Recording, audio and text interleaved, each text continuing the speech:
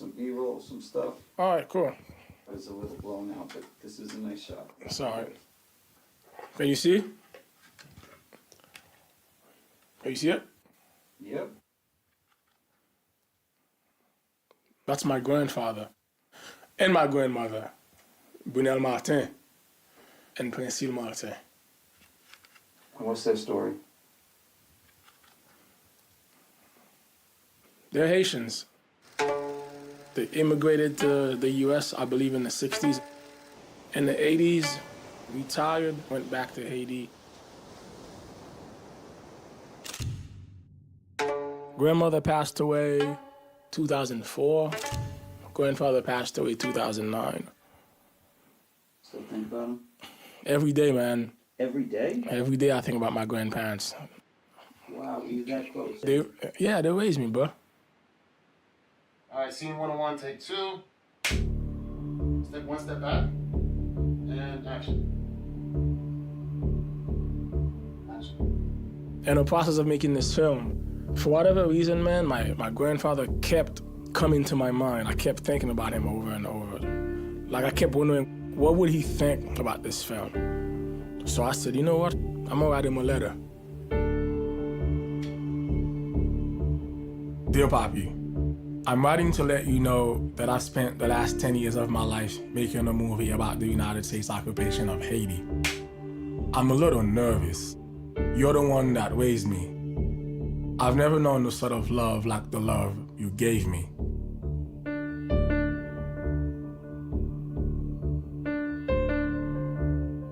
I feel a little guilty. This is a movie that's going to be critical of the ideas you had about Haiti, about Haitians, about race, about class. It's going to be critical of the love affair you had with the United States.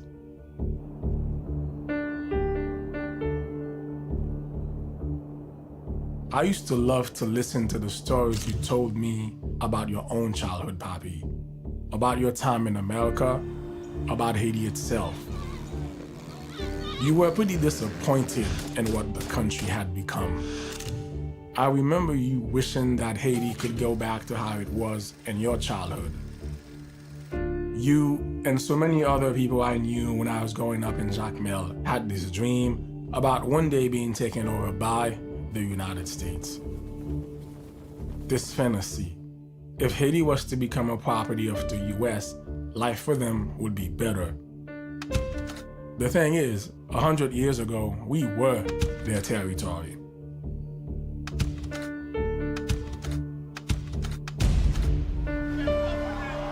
This Haiti that we have today, this Haiti that you and so many other Haitians were always criticizing, is in part a consequence of the United States occupation. In all the stories that you used to tell me, somehow, there were never any stories about the US occupation. So now, it's my turn to tell you a story, Robbie. The story of the US occupation of our country.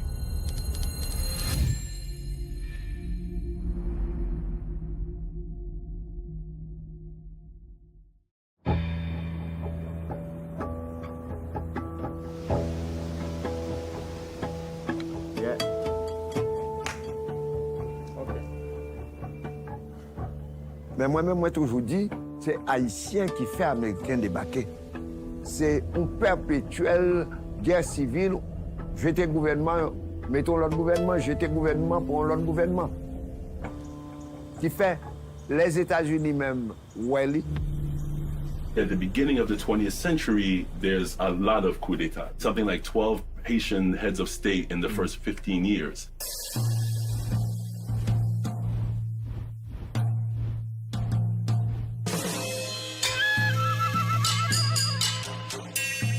President Guillaume Sam killed 167 prisoners in the Haitian prison in the capital.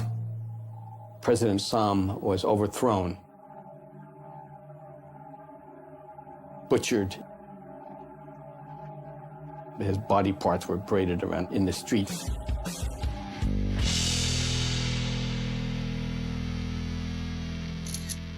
This is an actual photo of the assassination.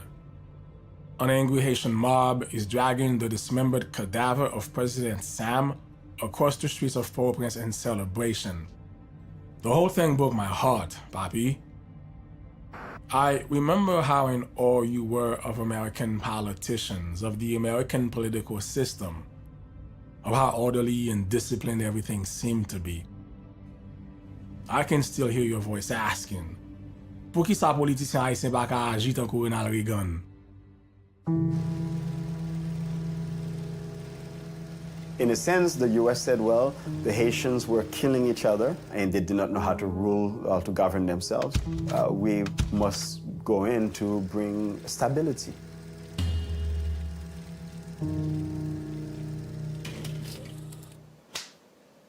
Cool. All right then. Okay. Alors, Américains, avec bateau, ils ont débarqué en Haïti le 28 juillet 1915.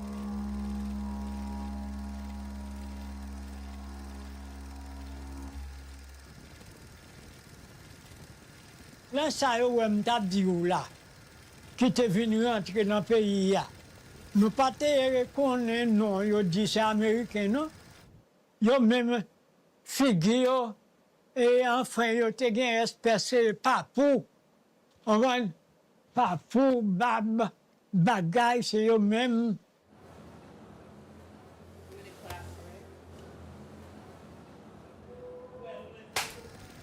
Alors, moi, je songe, alors maman, elle lui dit que le rappelait, il était 5 ans, que troupes américaines ont débarqué.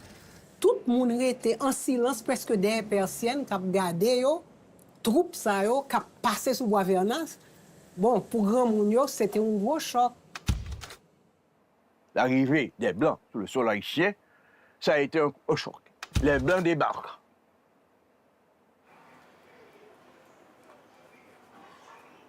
Qui a créé d'abord une prise de conscience nationale. Yo, listen, film him saying whatever he's gonna say. No, I just feel like U.S. intervention has never helped anybody. If you look at a lot of the countries that the U.S. has gone into, look at Libya. Libya, the U.S. went into Libya, and they were like, oh, we have this mad dictator that we need to take out.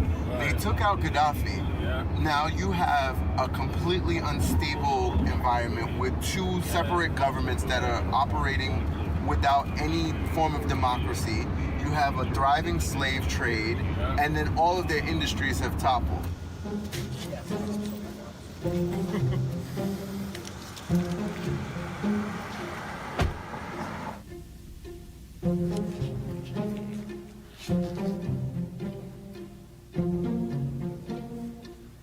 Let me see.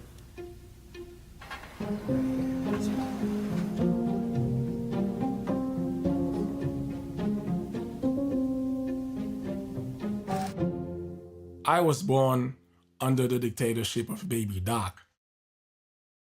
Baby Doc was the son of Papa Doc, another dictator. These dictatorships that have characterized Haiti all begun with Admiral Capitan.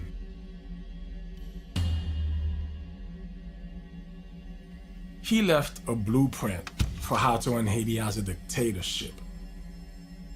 The occupation of Haiti was his responsibility. There are some things about him that reminded me of you, Papi. I read that he loved to dress up. You loved to dress up. You used to put on your best suit for whatever the occasion. He loved to socialize. You loved to socialize. Growing up, our house was always filled with people coming in and out. The thing is, when the occupation started in 1915, the United States was a segregated society. However, when he was in Haiti, Admiral Capitan didn't seem to care for segregation. He socialized openly with members of the Haitian elite and the middle class. He went to their houses. He even danced with their Haitian wives. And the Haitian wives loved him. They called him an impeccable dancer. he instructed his men to do as he was doing. He commended them to treat the Haitian population with respect, with kindness, to impress upon them the fact that they were in Haiti to help. Capitan's second in command, W.T. Waller, was dismayed. He couldn't wrap his mind around the fact that Capitan, a white man, an admiral of the U.S. Navy, was degrading the armed forces of the United States by forcing them to associate with black people. I keep imagining that if you could go back in time and meet Capitan while he was running Haiti, he would have liked you. You would certainly have liked him. I imagine you would have thanked him for being here, for coming to rescue Haiti from its madness. And he would have thanked you the same, for understanding him, for understanding his mission and that of the Americans. At the time, that's how many of the Haitian elite felt. I am full of hope in the future development of my country with the good help of the American government. There was this optimism that finally Haiti was going to be a better country, a modern nation, and all Haitians were finally going to have a country that they could be proud of. All thanks to Admiral Capitan. No.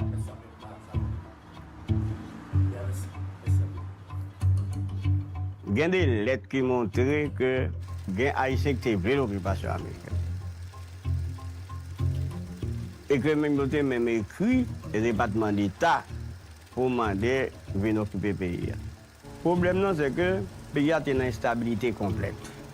Les gens qui sont dans la production, qui ont le commerce, ils sont inquiets.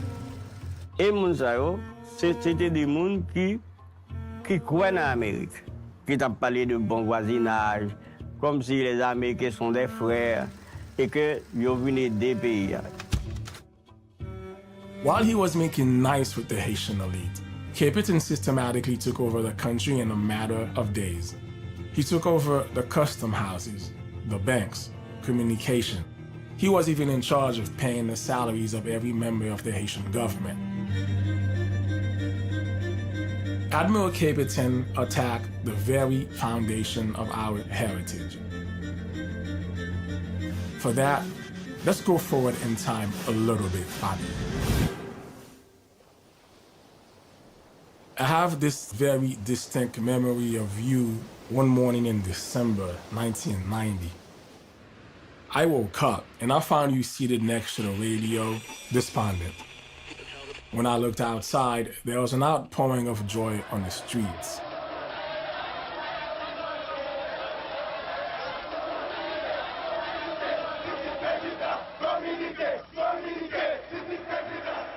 For the first time since 1915, Washington, D.C. did not choose the president of Haiti.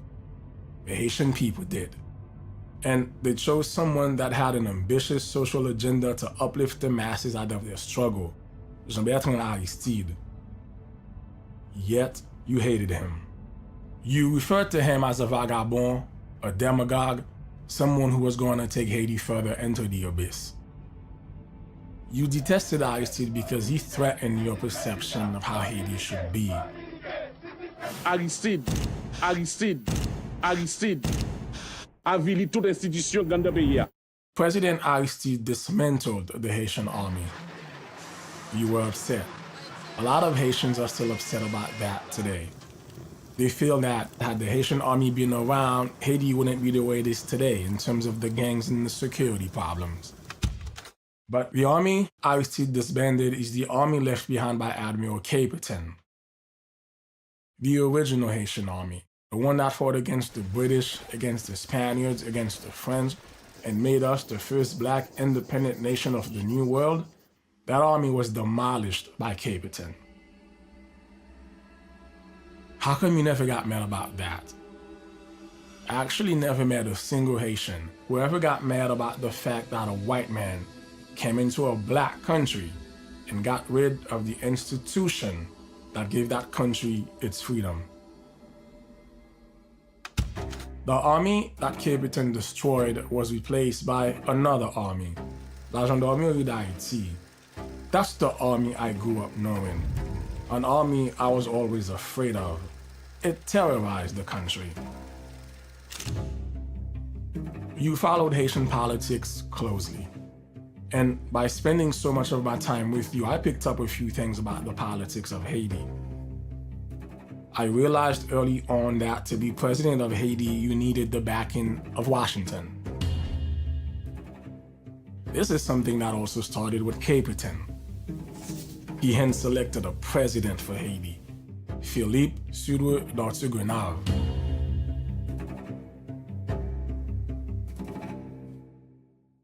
Like you, d'Artigrenave believed in the United States. He saw an opportunity to move Haiti forward. And for that, Washington loved them. Let us remember this is the year 1915. In public, they saluted d'Artigrenave. They referred to him as Your Excellency, but in private, they laughed at him. They called him corrupt, lazy, and of course, nigger. Jay, Go. remember the New York Times article you sent me? About the reparations? Basically, the article establishes how after Haiti's slaves defeated Napoleon's army in 1804, for France to acknowledge Haiti as a nation, it demanded that the Haitians pay the slave masters it had defeated reparations. We fight, I kick your ass, I gotta give you money for losing. The winners have to give the losers money because the losers lost. Yeah. The losers, they're richer than the winners. Yeah, but get this. Haitian government had to borrow money from French bankers to pay this French slave masters they defeated. So now Haiti got into this cycle of debt, right? They're gonna borrow money from Germany, they're gonna borrow money from Italy, they're gonna borrow money from New York to keep paying interest. For the first 100 years of Haiti's existence, like 90% of its budget every year went to paying bankers.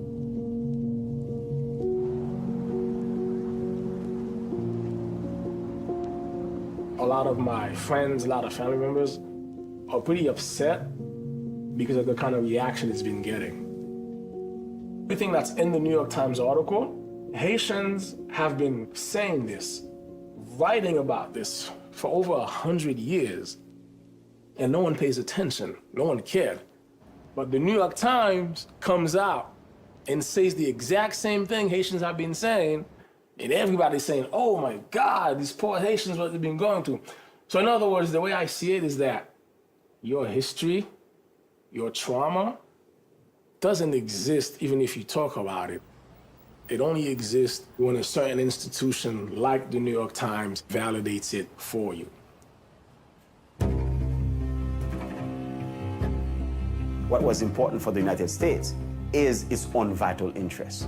The Monroe Doctrine claimed that the United States can intervene anywhere to maintain its own interests. And there's propaganda. What is the image of a Haitian? It is a savage. It is a cannibal. It's somebody who needs to fear. It's someone we need to control and we need to civilize.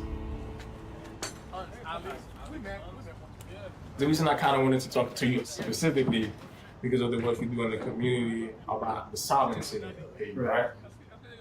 So after the Americans invaded Haiti in 1915, they needed for the occupation to be legalized, right? A treaty, right? Correct. So the treaty between the United States and the peace Haiti. treaty. When you look at the document itself, there are a lot of things that appear to be totally reasonable. There was a lack of fiscal responsibility in Haitian government. The guy that's there till today uses the funds as if it's his funds. So they took what was called a receivership, right? Article 2. The President of Haiti shall appoint upon nomination of the President of the United States a general receiver who shall collect, receive, and apply all custom duties. The U.S. took over the customs receivership. They would collect all the revenues. and then hand them over, not to the government, but pay off the debts first of the foreign investors. And if there was anything left over, then the government could have that. Article 3. The President of Haiti shall appoint, upon nomination by the President of the United States, a financial advisor. It's saying you don't know how to manage funds. All the articles seem to center around money. And I think Jefferson is one of the people that makes that statement. I don't care who controls the army as long as I control the banks. The control of finances, the control of the currency, the control of the central bank is paramount to eliminating sovereignty, right there. When this treaty, this convention is actually presented to Sir Dr. Bernard and his cabinet. Believe it or not, they stood up and said, no, we don't want it. We're not signing this.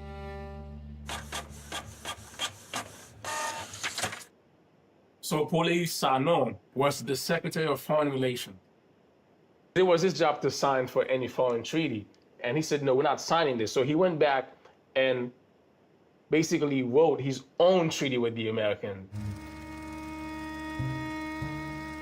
Didn't even look at it. No way. We're not even going to entertain this. How dare they? Right? We're not even going to entertain this. We are going to sign this convention immediately. And believe it or not, to my surprise, right, the Haitian cabinet was still like, no, we're not going to sign this. So Admiral Caperton froze the salaries of his entire cabinet, right? He froze the salaries of the entire Haitian Senate. And guess what? The Haitian government was like, we're still not going to sign this, right? And then Caperton had a meeting with all the Haitian senators, and he's like, listen, it's either you guys don't want to sign this, so this is what's going to happen. We're going to stop pretending that this is a democracy where we're helping you out. What we're going to do, we're going to have a full military occupation where we tell you what to do, and there's nothing we can do about it. So this convention was signed literally at gunpoint. You can either leave, die, or sign this convention.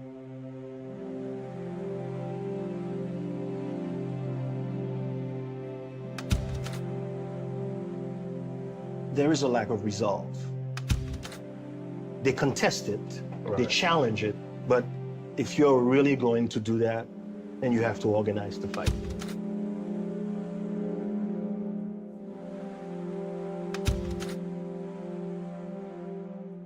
And just like that, Papi, after 113 years of independence, Haitians were now spectators in how their country was being run.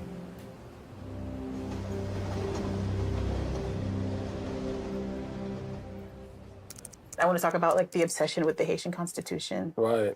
Because right now we have a contested electoral commission in Haiti that is working on rewriting the Constitution. Yes. And like we've seen this over the years, like this obsession with changing the Constitution. Yeah. And it makes me wonder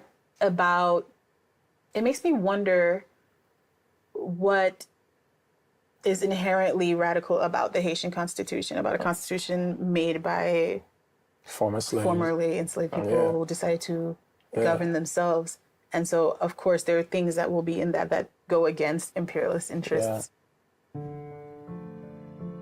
No white man of whatever nation he may be shall step foot on this territory with the title of master, neither shall he in the future acquire any property.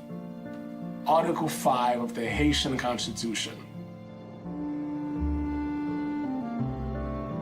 Foreigners were not allowed to own land in Haiti because Haitians understood they needed to retain their autonomy, their sovereignty, or their independence from the remainder of the world. Juste aux soins se mettre. Yeah, there you go. The American comes in and they see that in the Constitution. And to them, it's a radical legal barrier, right, to owning someone's land. Yeah. I want to share with you, Papi, one of the craziest episodes of the occupation. By 1917, Eli K. Cole was in command. He received orders from the State Department to have the Haitian government change that part of the Haitian Constitution. The members of the Haitian legislature broke out in laughter. So, Eli K. Cole commended Dr. Grenave, the president of Haiti, to issue a decree to shut down the Haitian legislature and then change the constitution himself. Dr. Grenave did not want to go down in history as the Haitian who changed the most cherished and most important article in the Haitian Constitution. Cole shouted at Dr. Grenave, if he doesn't do as he's told, he will no longer be president of Haiti. That did it. Dr. Grenave gave up and issued the order. Marines with guns stormed the legislature. They announced that the legislature was now closed per a decree of the Haitian president and that the delegates were now out of a job.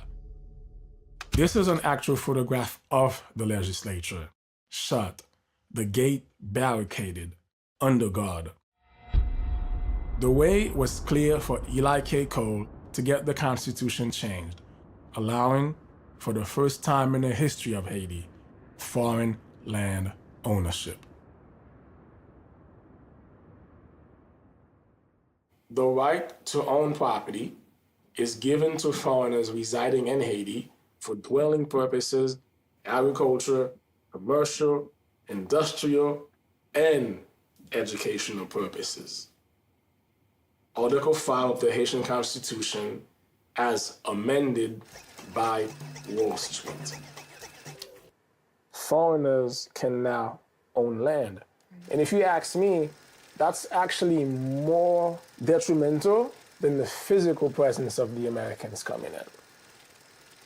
Because the goal of the Haitian Revolution wasn't just to simply drive slavery away, but for people to be their own masters, to work for themselves, to decide life on their own terms.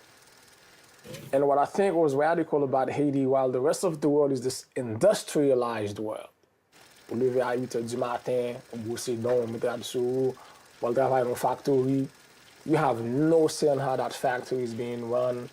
And Haiti, as a peasant, as somebody who's working the land, yeah, it's not sophisticated, it's not a factory, it's not an industry, but it is free, right?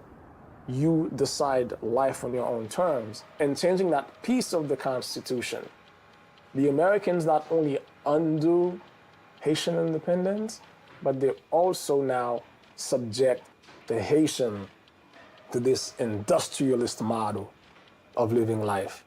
It's a cog in the machine, yeah. Yeah, you become a cog in the machine. It's something we have resisted, for a long time. Yeah. You know what I'm saying? Yeah. And they take that away.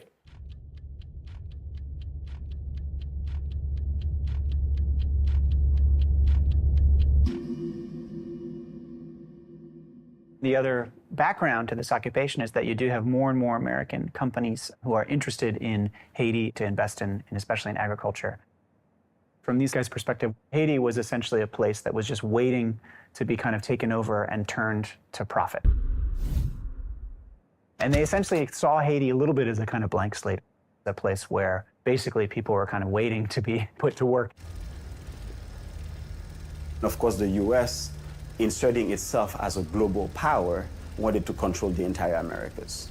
The United States wanted to put its foot down and to say that no other countries could come into my sphere of influence.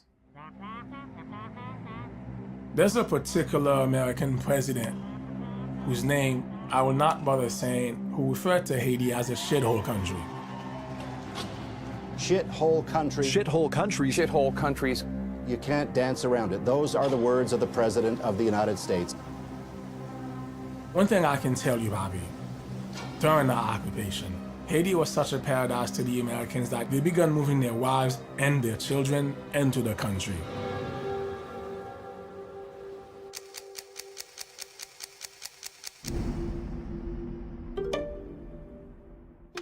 They lived in these huge, beautiful houses.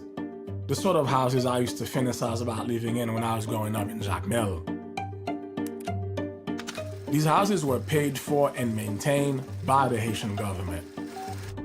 These Americans had automobiles and chauffeurs to drive those automobiles. And those automobiles were also paid for by the Haitian government. I read somewhere that not a single member of the Haitian government had access to a car. Even sous le tribunal, the president had to ask the occupation for their permission whenever he needed a car. So in every village in Haiti, there was a Marine. These people had unlimited authority.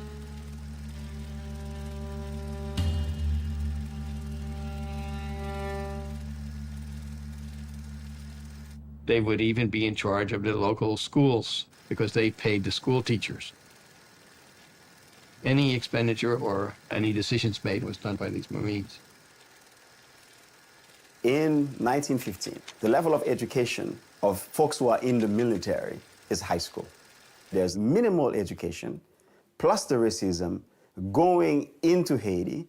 Then you have a cultural clash, you have an intellectual clash, you have class clash, plus you have race clash.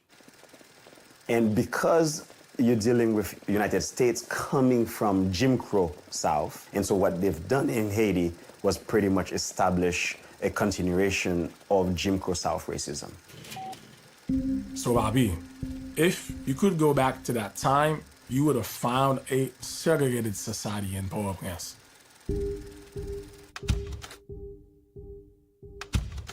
This is a picture of the American Club. That's where the Marines hung out, socialized. You would not have been allowed in there. Not even the president of the country, the man they called Your Excellency, was allowed into that club. You would have found you were not allowed to step foot in certain churches, in certain restaurants, in certain hotels, because they were all segregated. It was a society where you were forbidden to be in the vicinity of white women, even though the Marines lived openly with the Haitian mistresses. The occupation would have told you and other Haitians that no matter how well off, you were all black, you were all niggers in their eyes, and that you were the inferior class.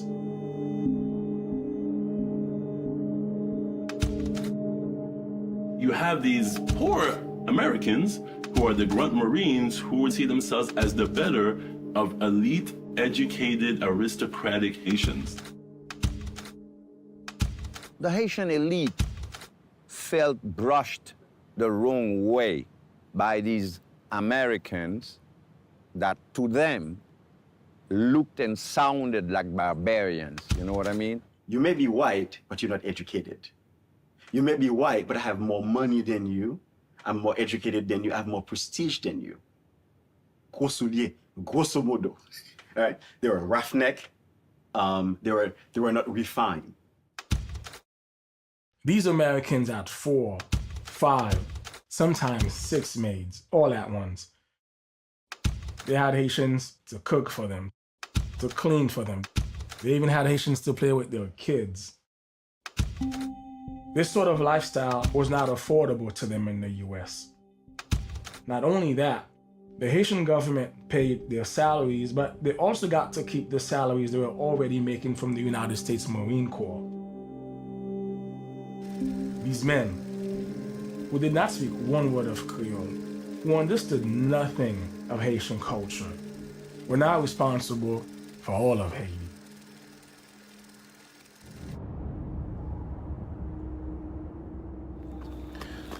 So we have just entered the outside walls of the Citadel, which was constructed to keep Haiti from being invaded by outside forces and to keep slavery out of the country.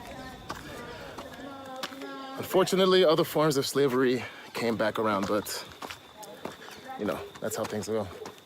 Beautiful. Beautiful. Route de l'Amitié, the road of friendship, connects Jacmel to Port-au-Prince. Being on that road, watching the countryside passing me by, taking in the scenery, used to give me a lot of joy. There was this sense of freedom, the sense of people who did not have to conform to the rules of society. But that's not what you saw, Bobby. You saw poverty. You saw a country in desperate need of development. I learned that this road, which gave me so much joy, was the legacy of the American occupation. It was one of many roads built in an attempt to modernize the country.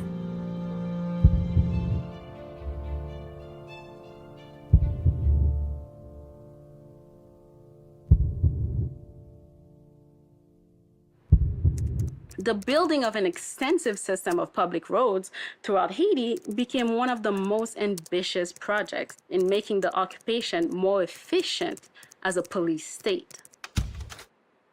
The corvée was used to build roads and also prisons, which were used to house the people subjugated to the corvée. Just to clarify, right, the actual idea of the corvée is not something that the Americans instituted into Haiti, right? There was an original corvée that is Haitian. There's a law. There is the law that says that the peasants, instead of paying taxes, they can just work on local roads. And then there's this American, I don't know. Smedley Butler. Yes, Smedley Yeah, Butler. we know Smedley Butler. Major Smedley Darrington Butler was one of Admiral Capitan's prime right-hand man. Butler said, "It was my ambition to turn Haiti into a first-rate black man nation." And yet, he didn't hesitate to enlist the corvée. So he used unpaid free labor from the peasants. Now wait, the original law wasn't a forced labor thing. It was like, if you can't pay your taxes, you can work on the roads type of thing? Or is it still, are we not sure? It's nebulous, I would say. And yeah, originally, but then Yes. people used it, and then the Americans came and they were like, oh, let's take advantage of this. Right. And to be fair, Haiti, that corvée law wasn't original to Haiti. Right? So it's not a term that Haiti invented. The corvée is one of the most tragic chapters of Haitian history. Dr. Grenave and Butler drove around the country in the campaign of propaganda. They told the Haitians that the work of the corvée would allow them to leave a better country for their children and grandchildren. The Haitians believed it. And so in the beginning, Haitians were actually volunteering for the corvée, Bobby. They worked 3 days a week. But more roads needed to be built faster. The Haitians stopped volunteering altogether for the corvée. The Marines began to force Haitian peasants to work. They were rounded up and sent to prison, then to the corvée. Roger Gaillard, who in the 1980s collected oral testimonies from Haitian men who either endured or witnessed the corvée, reports many instances of kidnappings, abduction, illegal imprisonment. The irony of the evil of the corvée is exemplified through the Reverend L. Ton Evans. He had written to President Roosevelt before the occupation to advocate for an American intervention to get rid of Houdon and turn all Haitians into Christians. And yet, the Reverend was shocked at the abuses of the corvée. He could not believe the country that was supposed to deliver Haiti from evil was bringing the evil of slavery into Haiti. He said, Bobby, and I quote, "Innocent men, women, children, marching same as slave gangs to prison. They were beaten, battered, starved to death. There were dead bodies covered with vermin, exposed, naked, lying around." And the Reverend still believed in the goodness of America. He wrote letters to Woodrow Wilson, to Secretary of State Robert Lansing, positive that once they learned of the conditions in Haiti, they would intervene. Of course, the good Reverend was arrested. Youn, travail la pa paye. De, ou travail do ou nan soleil ak ou bout kanson sou. 3, travail sa va gen fin. Sel maladi ka fe lage ou. 4, ou manje mal, ma imoulen ak kwa kongo. 5, ou dormi dans prison, ou bien ou dormi sur chantier. 6, L'autant t'es sauvé, son dame tiré yo. Alors, ça lié, c'est pas l'esclavage? The remote, non-urban areas of Haiti are important and symbolic. The Pays en Dehors, the mountains, the Morne. This is where the Maroons found freedom after escaping slavery on the plantation. So it was not for the benefit of the country folks that the Marines decided to alter the topography of the country and make remote areas accessible. It was instead a way of securing control of the land and control of the people. I'm thinking about the American prison industrial complex and how, like, after a while, if you look at the numbers, you can see that the rise in prison population had nothing to do with the rise in crime and everything to do with profit. That is correct. And I'm thinking about how a lot of what the actual purpose of the occupation was to bring in, to usher in foreign investment, and how so much of this is tied to using prisons for cheap labor, stuffing people in prisons at a volume that was never a reality for Haiti. That is correct.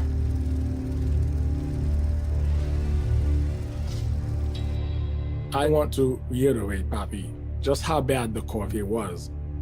Being taken away often meant the breakup of the Haitian family.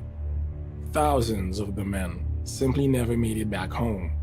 Their families never heard from them again.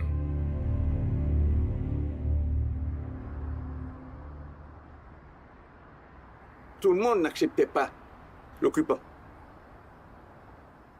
À mon avis, d'après ce que j'ai entendu, il y avait deux réactions. Il y avait des gens qui se fermaient la gueule, c'est-à-dire qui avaient peur, et d'autres peut-être qui ont essayé de réagir. My grandfather protested the invasion in 1915 from the very onset, yeah. My grandfather was a journalist himself, and had been beaten almost to death. Was put in jail. A few months thereafter, he was released, and he came home and he died. From my family, I learned about my great-grandfather. His name was Edmond Laforêt, and he was a writer and a poet in Haiti. When the Americans came in 1915, he was very upset about it. He eventually killed himself. He killed himself by tying two French dictionaries around his neck and jumped into a river or a pool. Different people had different reports. The newspaper criticized the Grand Prévôt, which was the highest U.S. personnel here. For the only time in the 116 years history of the newspaper was shut down and my grandfather was put in jail. My grandfather's name was Osnak Dantika, and he was a Kako. The Kakos were armed groups who had operated in the Haitian countrysides. They resided in the rural areas using guerrilla tactics. The Kakos resist the U.S. occupation. Men like my grandfather became Kakos because they were most initially affected by the occupation. It was a révolution paysan, a peasant revolution. They were considered bandits. The Kakos had a leader, a man named Charlemagne Péralte. For over 4 years now, the occupation has been constantly insulting us. The population is poor, and the occupation oppresses it with taxes. Haitians, let us remain firm. Let us get rid of these savages. Die for your country. Long live independence. Long live the just war. Down with the Americans. The fact that the U.S. arrives to their beloved country was an insult to what his ancestors, people like Macandez, Cécile Fatima, Sanit Belay, Macandez, Jean-Jacques Dessalines, Toussaint Louverture, all of those people had already accomplished. How he's going to organize the Kako and how he wants to resist the U.S. invasion is explicitly coming from his historic past. I imagine that Péralte must have felt lonely, unseen, and unheard by the Western world. As he was fighting against the occupation of his country, there was the Russian Revolution, where men and women were asking for better living conditions, to have their decency and humanity acknowledged. There was the progressive movement of Teddy Roosevelt in the United States. There was Woodrow Wilson himself, who was preaching about self-determination, the right of small nations to rule themselves. Peralt thought, oh, but this is the very definition of hypocrisy. How come Wilson was preaching one thing and then is doing something completely different? So he got into this campaign and writing essentially to start more awareness around what was going on during the occupation. No one ever answered his letters, Bobby. The Western society that you love so much did not see you or me or Peralt or the people of Haiti as deserving better living conditions. To them, we only exist to serve the needs of the empire.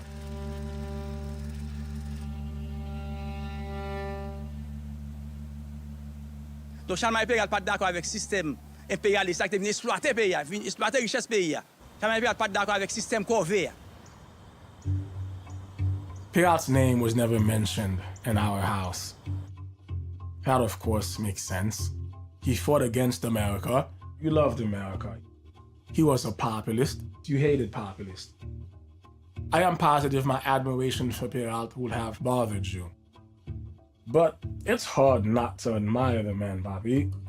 He wasn't just fighting against the occupation. He was fighting against the very best army in the world at the time. An army with airplanes, the latest machine guns, armored tanks. The Haitians who fought with and for Peralt, a lot of them could not even afford shoes and fought on empty stomachs. But Peralt kept fighting, kept launching attack after attack. He kept losing these attacks. He kept losing his men. But his men never wavered, never stopped believing. Of course, for the Americans, Charlemagne Peralt is a threat that they needed to eliminate.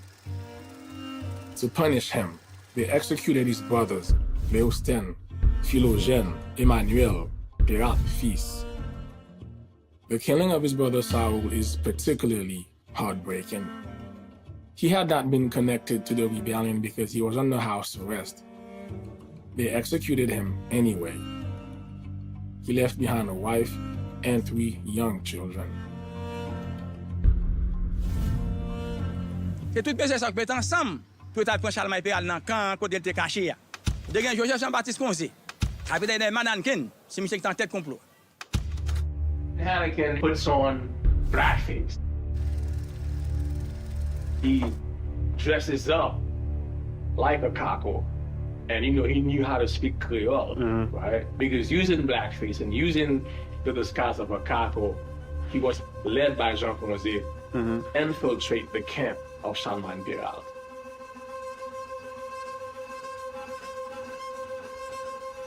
Devine qu'on est Jean Conzé était cousin Charlemagne. Charlemagne Peralt qu'on a habitué avec Jean Conzé. Et puis c'est comme ça qu'il vient monter un complot et offrir Conzé $2 000 américains qui était capable d'assassiner Charlemagne Peralt à Grande-Rivière du Nord. Charlemagne Peralt pas jamais pensé si Conzé était qu'à trahir, il était fait Conzé confiance en pile. Parce que Conzé c'est un général Kako rapproché de Charlemagne.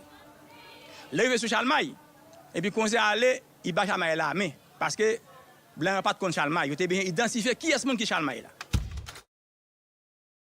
Anakin walked up to Charlemagne Peralt, pulled out his pistol and shot him point blank in the back. Peralt never felt a thing. Peralt never even saw death coming.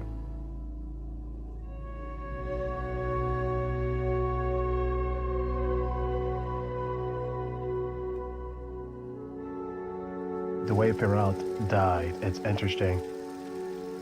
This idea of white folks putting on blackface to perform goes way, way back. That symbolism, that general felt like I have to appropriate what black culture is in a way to go and take down this black man who was fighting to make sure that the rest of the world recognized and acknowledged that Haitians are humans. There's a clear connection between the American being black, quote unquote, for those 5 hours or those 4 hours and taking down this man, taking down this dream, taking down this freedom to what more contemporary artists or actors or whoever do when they purposely portray what it means to be black in this very narrow, very limited, very subhuman way. Right. To me, it's a killing as well. Caricature.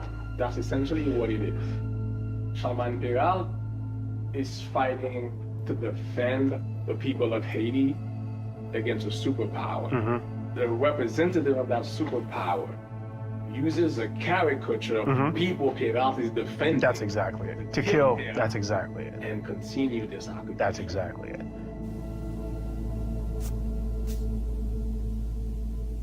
They positioned Salman Perat's body onto a door, saying, this is a bandit.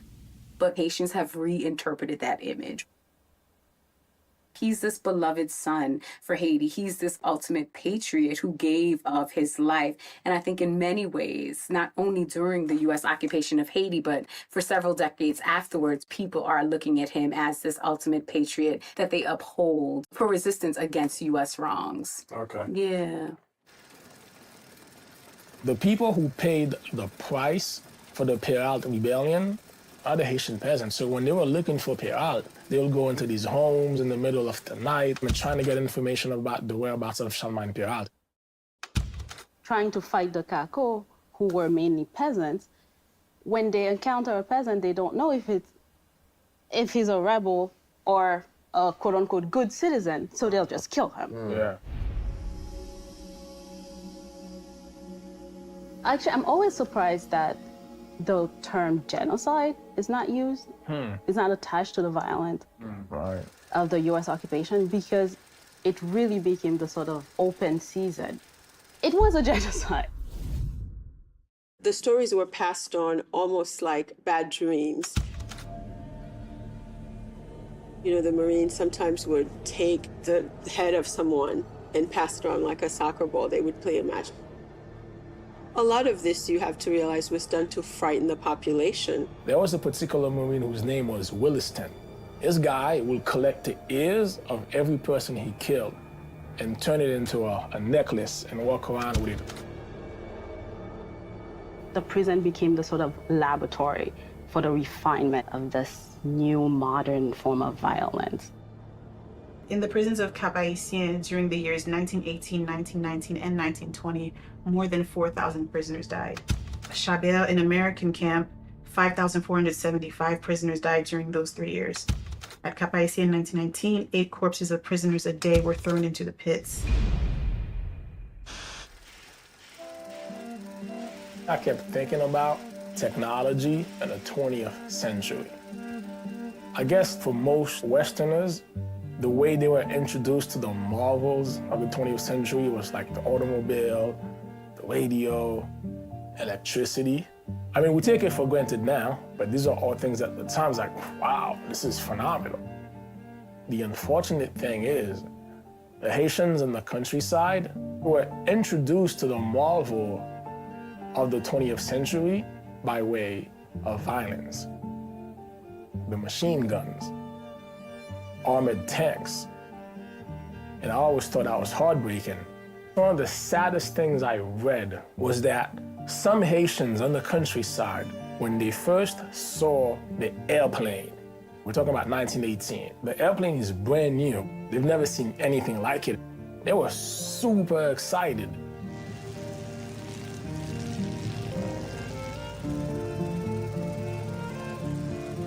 Nous te wè la passé, mais nous pas de connaître. Nous pas de connaître qui ça te y. Eh bien, c'est parler, puis aller. Nous venons connaître cet avion volé, les passer là, les tout partout. Little did they know that these airplanes were coming into the country to bomb them.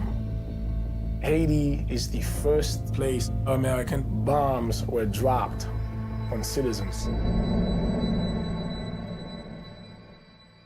We remember the Holocaust, right? Like, we remember, like, even the Jim Crow South, because we have photographic evidence of these things. And one thing I tried to do in making this documentary was I tried to find as much photographic evidence as I could. But, you know, there wasn't much, which makes sense because, you know, this was happening in these remote areas. They were cut off from the rest of the country. So a Marine could go in there and do whatever the hell he wanted.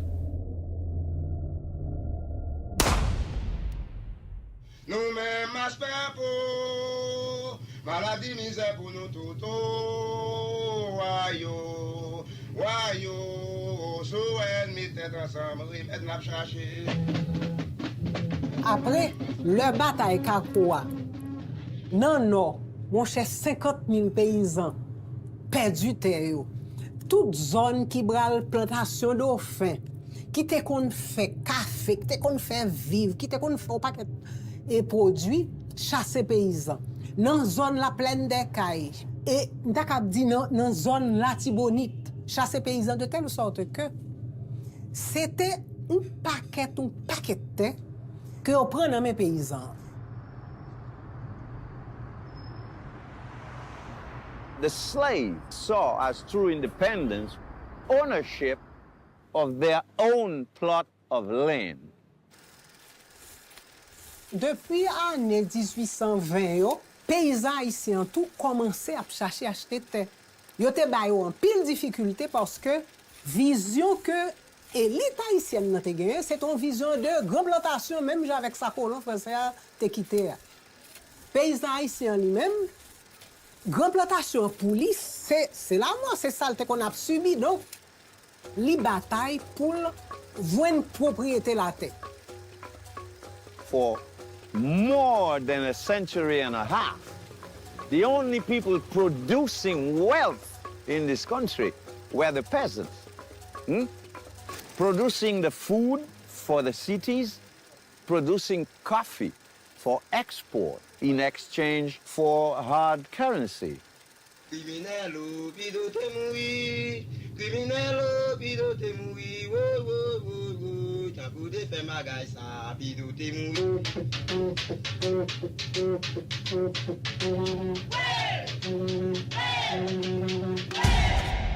Que Américains ont besoin de terre pour être capables de même faire grande plantation par eux et pour joindre les gens qui sont sous terre comme main-d'œuvre. Main-d'œuvre à bon marché, pour ça, ils ont besoin de faire.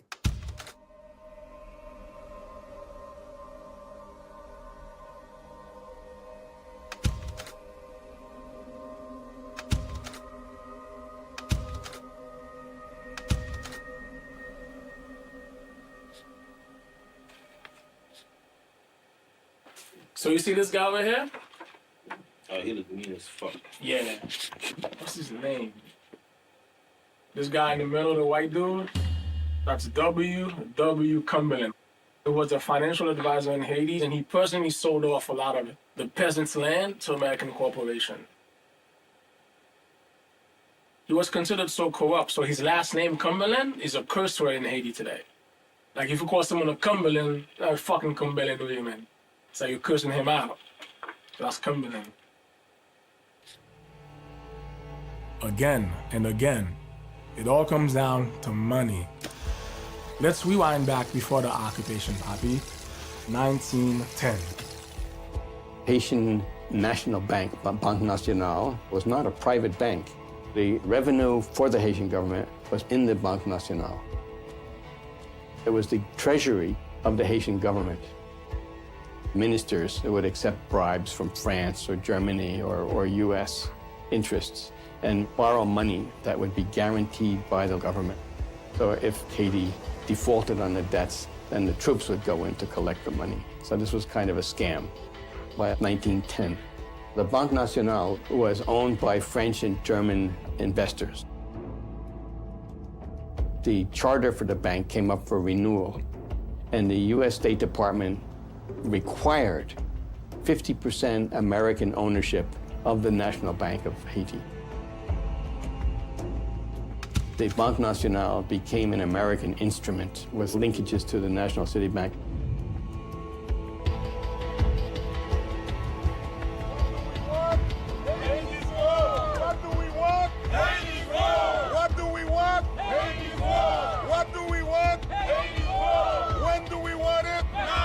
Today is the 108th anniversary of the U.S. occupation of Haiti. U.S. Marines came to Haiti, the National Bank of Haiti, and stole gold reserves of our country, at that time worth $500,000. et puis yo marché sorti avec lui, mettre le sous canot, et aller sous bateau, mettre le sous bateau, retourner avec lui, yo porter lui dans Citibank. What do we want? When do we want it? Now. What this money could have done for Haiti in terms of building our infrastructure, hospitals, our schools, just, you know, building our country. Who has Haiti's goals? Who has Haiti's goals?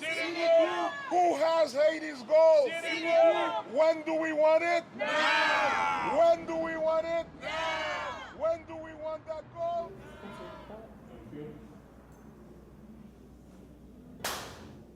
D'ailleurs, tout conseiller financier américain, il va le travail pour Citibank.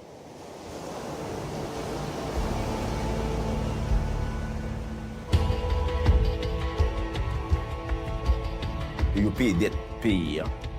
Et puis vous-même, vous venez louer. Pour payer le service de la dette, il y a toujours autour de 20-23%. C'est-à-dire que chaque année, dans la quantité comme nous entrons, il y a 20 ou 23% pour aller joindre Citibank. Pour un petit rescope qui était là, il était dans les Américains au Cap-Géry. D'ailleurs, par exemple, dans la source que nous joignons, que ce soit Quai d'Orsay, que ce soit dans le journal en Haïti, les Américains étaient bons conseillers dans le café, pour une fois qu'ils ont plante café, ils arrivent en Haïti. Et si vous regardez dans la question infrastructure, ingénieurs américains, budget supplémentaire, toujours dépassé le budget qui était prévu avant. Ça permet que, en plus, l'ingénieur américain qui en Haïti a fait 100 millions d'entrées pour faire quoi? Si on route coûté $1 million, au cas où elle finit avec $4 millions. Pas qu'à industrialiser parce qu'il est interdit, et nous pas qu'à faire investissement dans la question sociale parce qu'il est interdit, parce que plus fort que blanc, il faut payer intérêt dette là. Et la situation était tellement dure, mettez mon dehors sous terre, que gros paquet, mesdames paysannes, c'est une prostitution d'aller à l'époque. Pour être capable de survivre avec petit Dieu. C'est le seul pays que autant de monde qui travaillent viennent dans l'obligation de quitter le pays pour aller à l'autre côté.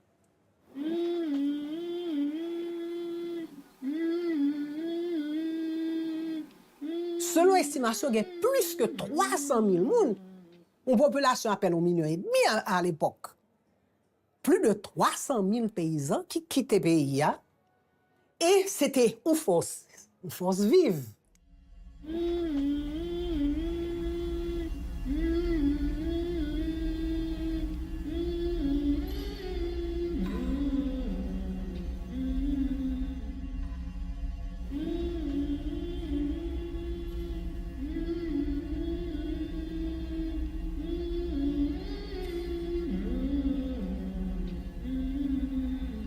U.S. Border Patrol agents on horseback were filmed chasing, grabbing, and whipping Haitian asylum seekers who gathered in a makeshift camp in Del Rio, Texas. What the hell are we doing here? What we witness takes us back hundreds of years.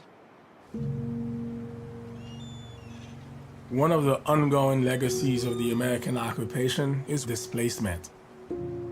Haiti has lost and continues to lose generations of Haitians fleeing a country that has become more and more unlivable since the occupation.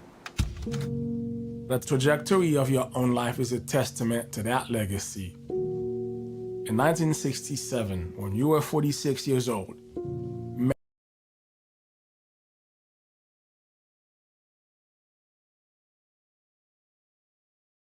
3 kids, you abandoned the life you had built in Haiti.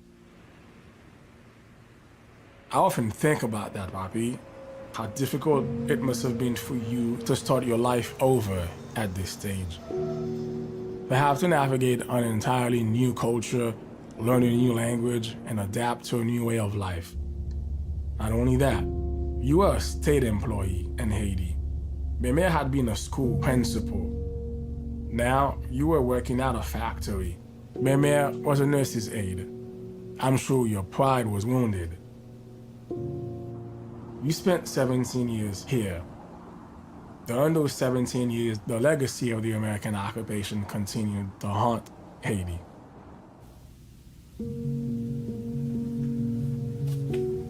When I read how the Americans were treating the Haitian bourgeoisie, the very elite that welcomed the occupation, I felt a little satisfaction, Papi, because I know how the Haitian elite feels about the Haitian masses. I know how you felt. When I was growing up, your attitude towards the poor was always a source of friction between us. It's not that you hated the poor, Papi. It's just that you thought they needed to learn their place and stay there. You always had these strict rules about who could be my friends. They had to be from a certain class, a certain family, attend a certain school. Even now, I can hear your voice lecturing me about being careful who I choose to associate with. That never made any sense to me, and that doesn't make any sense to me today. So let me ask you, man, as a Haitian American, it might be different for you than it was for me, right? And Auntie, if you want to chime in too. So when you were growing up in your household, man, did you feel that your parents, maybe your family, kind of like shunned Creole, didn't encourage it, or? No. I mean, I know what you're talking about. Right. It did not happen in my house. Okay. Yeah. It happened in my household, bro. Yeah, when I was yeah. growing up, like, you were encouraged to speak as less Creole as possible. Yeah, you got to speak more French as possible. Yeah. Because of that, I have hang-ups about French. Yeah. Yo, if I'm speaking French, with someone from Canada, someone from France, right. Bro, I'm blowing shit out the water. Right. But if I have to speak French with a Creole, with a Haitian person, I'm already insecure. Fuck, he's gonna make fun of me. Yeah. You know what I'm saying? No, but that's then I sit in Haiti, right? Because you're like judged by your ability to speak French. Yeah, but Haitian est complexe ça. Yeah. I'll tell you what, for me, there was no Creole ever. And my dad was, you know those Haitians that speak French better than French people? Like, donc je vais aller aujourd'hui, je fais, you know, and just like such a performance. Yeah. That was my dad. He was like, the French culture, the French language is above anything that Haitian could be. Yeah, that's because you're dark skinned, so you have to. We had to. Yeah, exactly. you have to, because so that you can say, I'm not anybody. I think that these elites thought themselves the equals of the whites, and they both had the right to oppress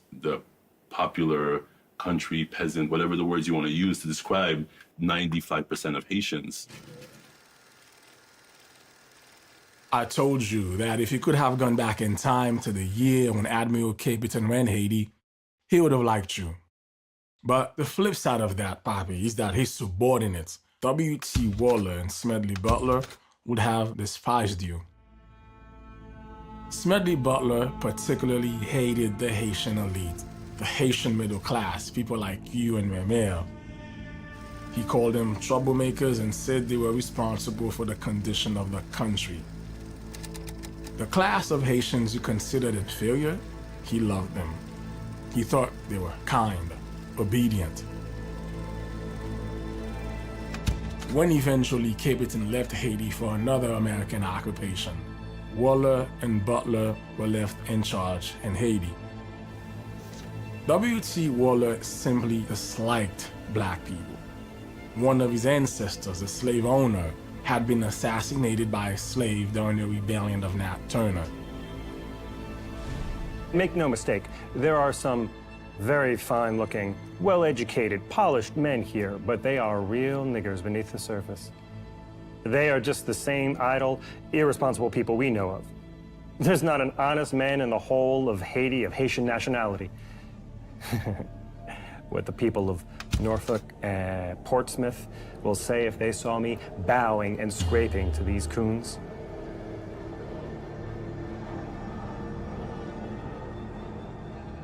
That attitude carried down to many of their subordinates. A Marine who was bragging about having kicked a Haitian so hard that the Haitian lifted off his feet, and he laughs furthermore because that Haitian had been a senator. I don't think these elite Haitians had a problem with the actual occupation. They had a problem with that the occupation had removed them from their power. Right. The feeling was starting to grow into Haitian that it was lasting too long. Jean-Paul me te connaît, c'est haïtien. Il était pour chita. Donc là, ça fait ici toujours. Ça vous comprendre? There was a consensus that it was about time that we start convincing the United States that we were ready to take over again. Who are these Haitians who are dressed like these? These are all middle-class bourgeois Haitians. That's right. A Haitian peasant working is not wearing a suit. Right. They probably can't afford it, you know? Yeah, you're right. So this is, not that it's a bad thing, but this was the bourgeois elite manifestation of anti-occupation. Repeal the convention. Restoration for our own institutions. No more finance without control. The American people have been betrayed in Haiti. 3,000 murdered Haitians ask for justice. Give us liberty or give us death. Self-determination for Haiti.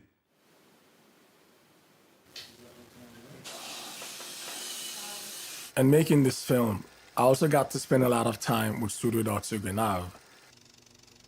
Despite selling the country out to the Americans, he's someone I genuinely feel bad for.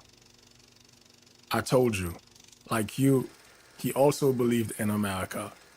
And he had such high hopes that Haiti was going to be a better country with the Americans. In 1921, the year you were born, he started having second thoughts about the occupation. He realized that he had made a mistake, that the Americans had used them. That year, the Americans demanded that he sign a decree that would grant the National City Bank of New York full control over Haiti's finances, giving the bank a monopoly over the economy of Haiti. These hands that you see, feel free to cut them off. They will not sign such an act. I have signed grave acts which have compromised the honor and the future of my country. I have signed them with a torn heart because I believe it was good for Haiti. My compatriots have never understood my painful sacrifice. They believed I harbored selfish motives, and these things I accomplished in suffering and contradictory to my patriotism. I placed my trust in the American government, and often I was betrayed. But now, it is done. You want our country, take it, but I will not be the one who gives it to you. You want our land, take it, for who can resist your cannons? But I will not be the one who gives it to you. They simply removed him from power. In his place, they installed one of his own cabinet members.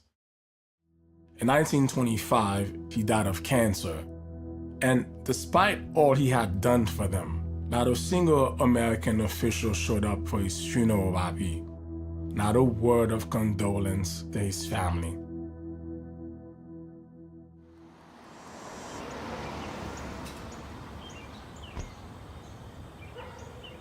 In the early stages making this film, remember we had an editor that was questioning the veracity of the film, and he was taking us to task.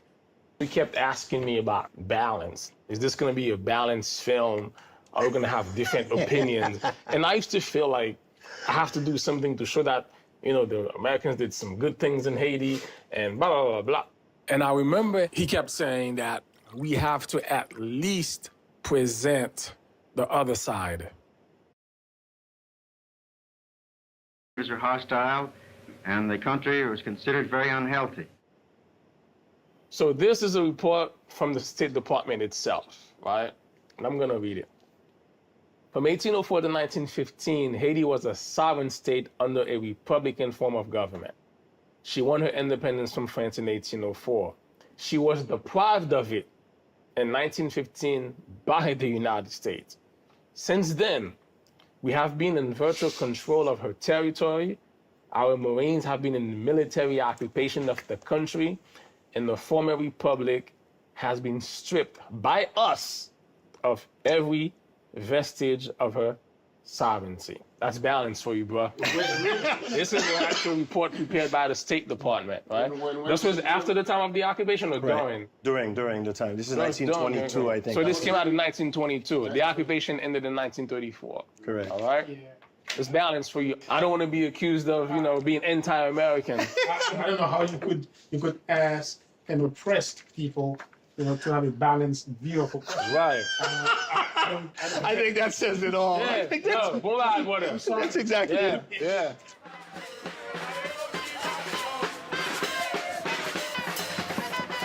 Après 100 ans ça, yo crasé production nationale là, yo détruit cochon créole, yo privatisé industrie nou yo, alors pays a tout dans démagogue. Côté que journée jodi a l'âge américain monté même manger petit peuple là pas ka manger. C'est pour ça nous prend la journée jodi.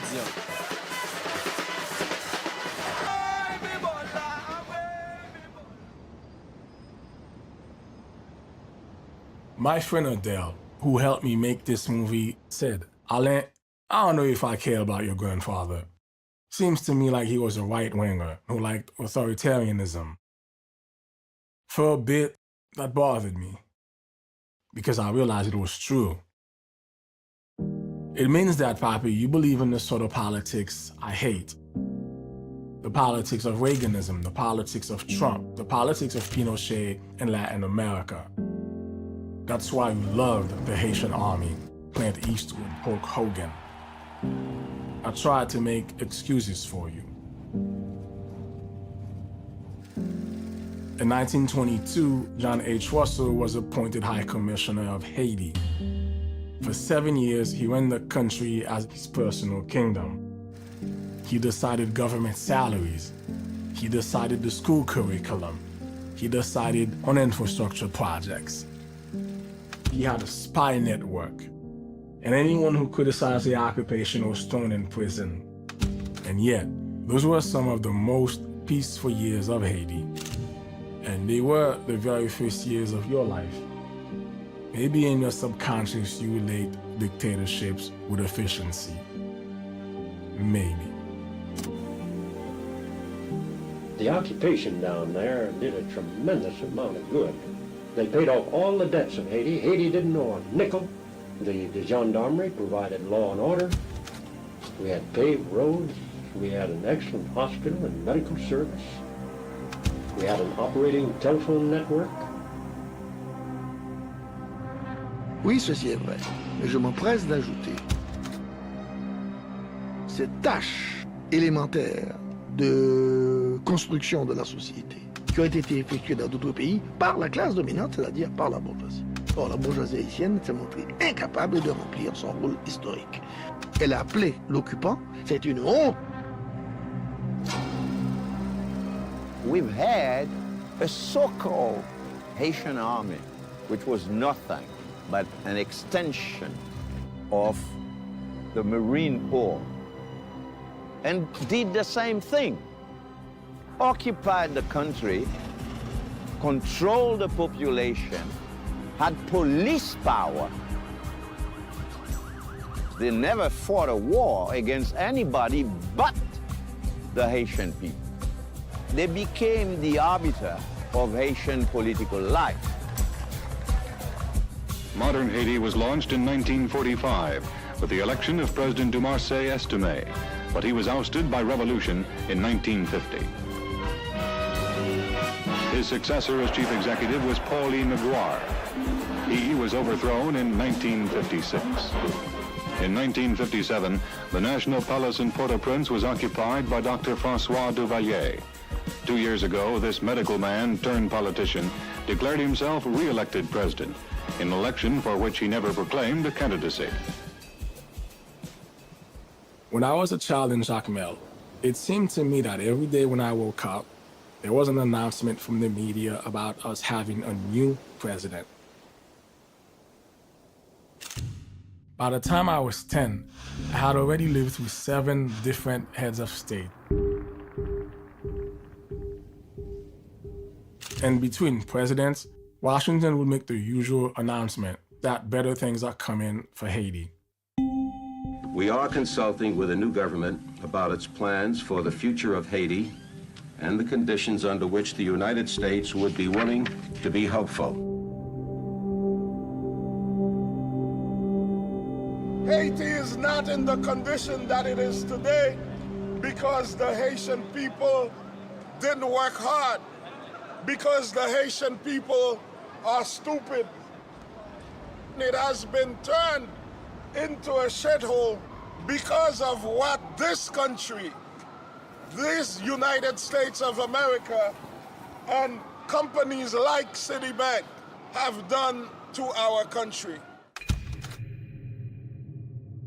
In 1934, the year you became a teenager, Franklin Delano Roosevelt visited Haiti. This was the first time an American president ever set foot on Haitian soil. In 1776, the United States became the first country in the New World. In 1804, Haiti became the second. It took an entire century and a half before an American president thought we were owed a visit. FDR announced that the occupation was finally ending. It was a momentous day in Haiti. And I have to think that you remember this day, Papi. Again, how come you never mentioned any of it? The most disappointed I have ever been in you, Papi, was the morning of September 30th, 1991. That morning, I woke up to the news that the Haitian military had staged a coup against Aristide. You celebrated. The army did not only overthrow Aristide, it killed, maimed, tortured thousands of his supporters. Even though you didn't like Aristide, I wish you spoke out against the slaughter, Papi. And it pains me to live with the fact that my grandfather, a man I continue to love and admire, was silent.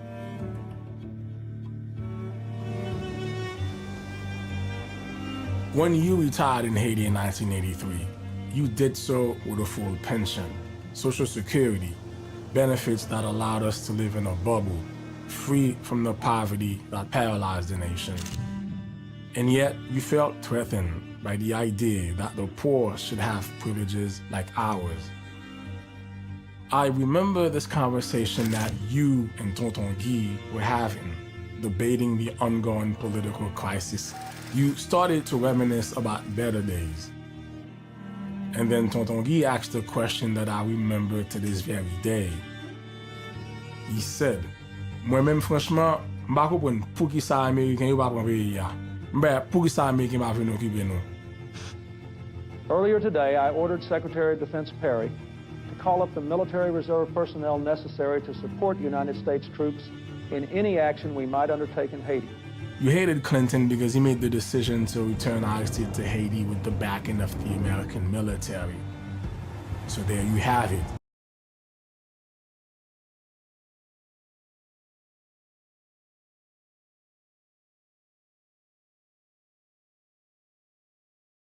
Your wish of an American occupation came true, just not in the way you had imagined it. You couldn't reconcile the idea of an American president backing someone like Aristide. You spent the rest of your life hating Clinton and the Democratic Party. You held responsible for everything wrong with Haiti. Aristide was ousted in February in what he calls a modern-day kidnapping in the service of a coup d'etat backed by the United States. A deadly earthquake struck the Caribbean country. 316,000 deaths. In Haiti, a water crisis came disguised as an agency there to help. 5,000 people died initially of cholera, and as many as 30,000 have died since. The so-called president of Haiti was assassinated. You were a very stubborn man. When the symptoms started showing up, you refused to go to the doctor. By the time we caught the prostate cancer, it was too late. In the last years of your life, we spent a lot of time talking.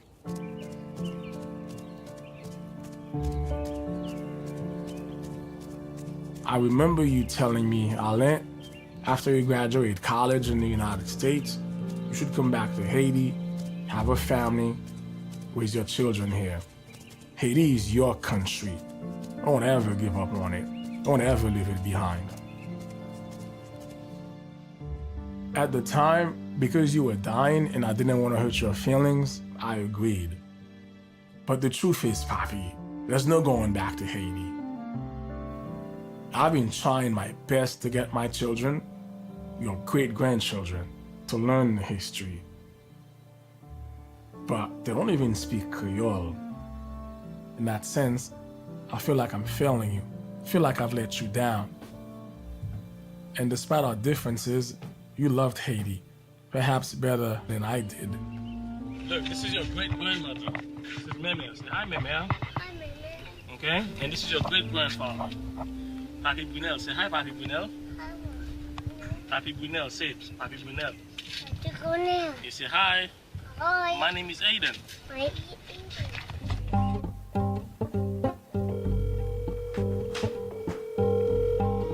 Yo, you want to get là ici? Yo, what up? Yo. Quick question. Je pose une question about it bien vite, man. You have to answer it honestly, alright? Situation pays là about it, man. Given how the country is right now, would you prefer an American occupation to come in right now? Yes or no? 100% unequivocally, without any sort of slight doubt, yes, no. No. Yes. No, because they were already, nothing happened. We were from bad to worse. So what's the tally, man?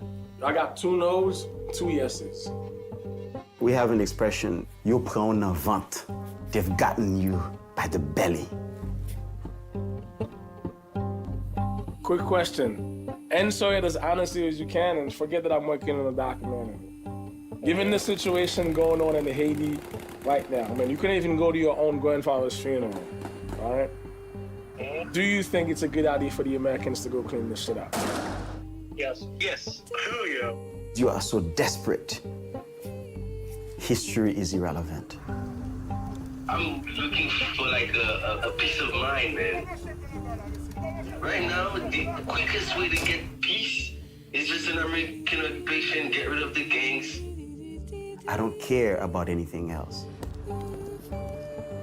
We have to be realistic. The government is overly corrupt down to what's doing the kidnapping. The police force cannot handle it. So you need an outside force. Is it ideal? No. Is it what we wanted? No. But people are dying. Pregnant women are dying. Women and men are getting raped. People are fleeing their houses. So, yeah, the only group that can actually handle that situation are the white folks. All right, sir.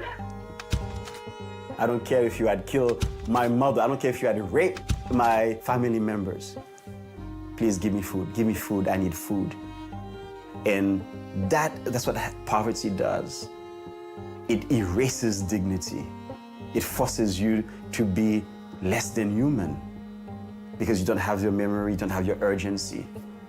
You cannot stand up and say no because you don't have that capacity because you need to survive. So when you talk to Haitians about the U.S. occupation, what U.S. occupation? They don't know.